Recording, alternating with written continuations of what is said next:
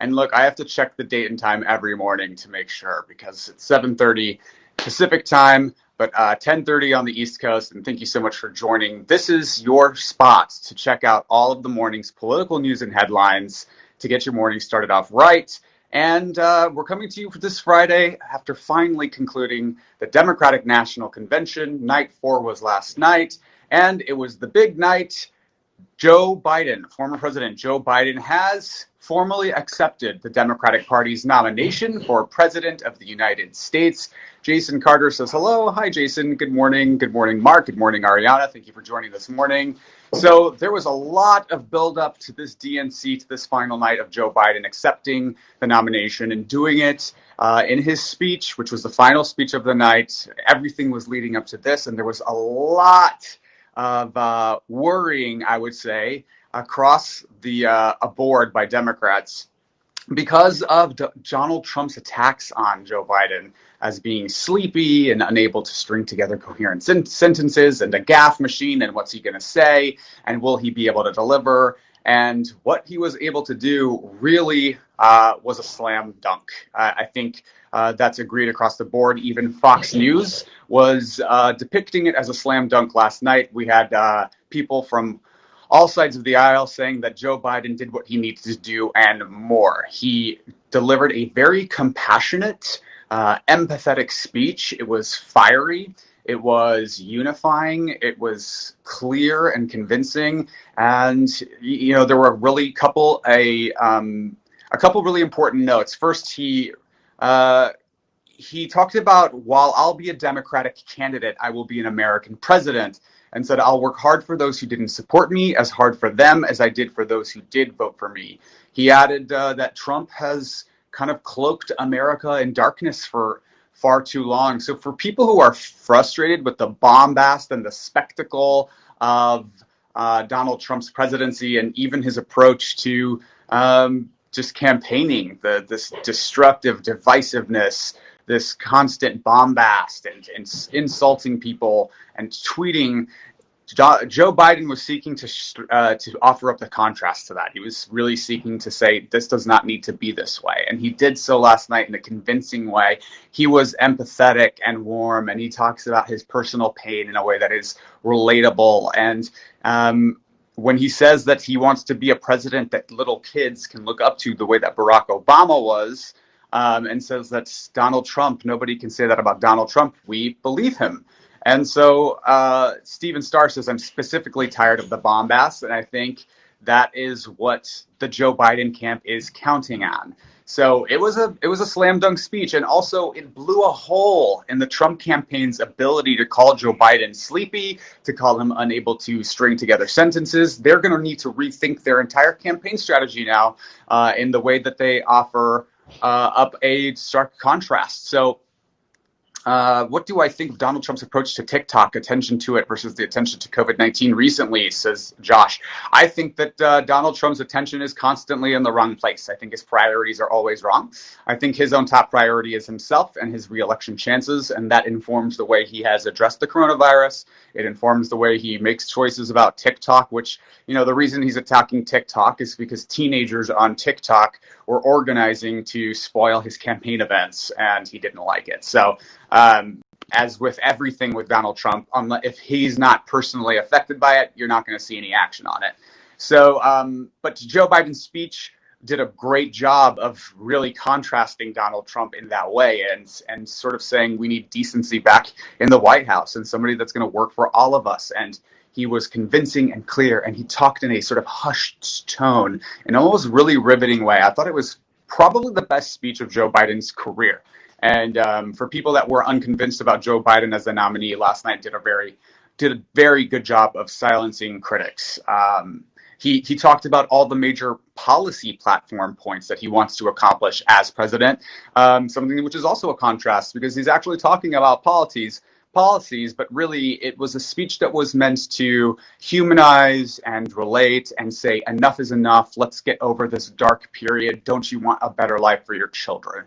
And I thought it was very effective. The five big takeaways from the DNC: all together from all 4 nights really was, this is a unifying ticket. This is a ticket that is seeking to bring together people that are conservative, moderate, progressive, independent. It doesn't really matter where you fall on the political spectrum. We must all come together to rise up against what at least the Democratic Party is saying is an authoritarian president, which, if you look at Donald Trump's actions with the USPS, trying to slow down vote by mail, saying that he wants to run for a third term, trying to move the date of the election, it's very troubling and reeks of authoritarianism, and it's time that everyone started saying so.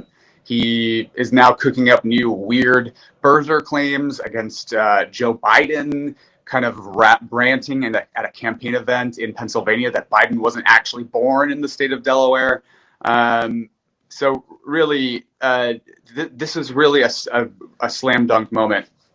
Now, the other big news: the United States Postal Service, which Trump and co. is actively trying to slow down ahead of the November election, because we are in a global pandemic. People are going to need to be voting by mail. The evidence suggests that there is no such thing as voter fraud by mail. That this has been, the research has been done, the studies have been done on this. There is a very, very, very rare occurrence of vote by mail fraud in the last 20 years, and yet Trump keeps rallying against vote by mail, calling it a beacon for voter fraud.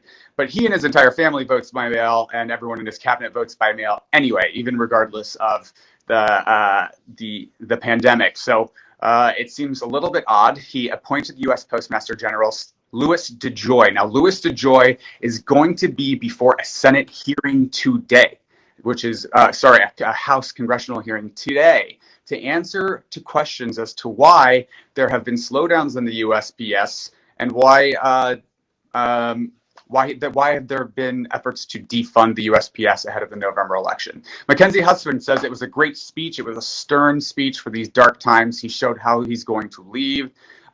People think I have a Steve Harvey mustache. I'll take it as a compliment. Thank you.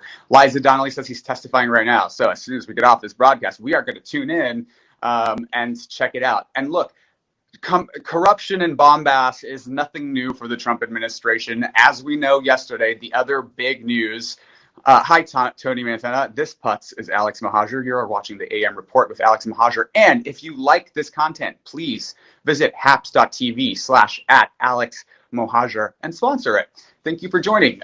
So look, when we are really looking forward to that testimony before the Congress by U.S. Postmaster Louis DeJoy, and to answer to these questions of why it is that the post office has been slowed down. And another big news item is yesterday, Steve Bannon, who was a former member of the Trump campaign, a very close Trump ally, was arrested in the Southern District of New York and arrested on federal charges of fraud. And it turns out that he was siphoning funds from a crowdfunding campaign known as We Build the Wall, that raised more than $25 million. And that was a project that Steve Bannon was raising, and he and 3 others were basically stealing money from. And now he is in prison. This makes Steve Bannon one of many Trump administration and Trump campaign officials who have been arrested or indicted. Let's look at this list now. We had Steve Bannon, of course. There was Rick Gates has been convicted. Paul Manafort has been convicted. George Papadopoulos has been convicted. Mike Flynn has been convicted. Michael Cohen had been convicted. Roger Stone was convicted. Steve Bannon was indicted. These are all members of Trump's team since he took office, have been arrested and indicted and then convicted. And Donald Trump, I'll note, was only the 3rd American president in American history to be impeached.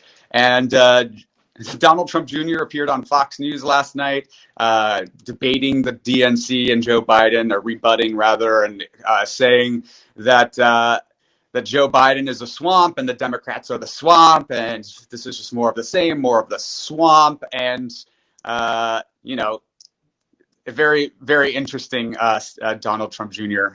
Because it is not Joe Biden or any of the Democratic presidential aspirants whose entire staff has been arrested or indicted.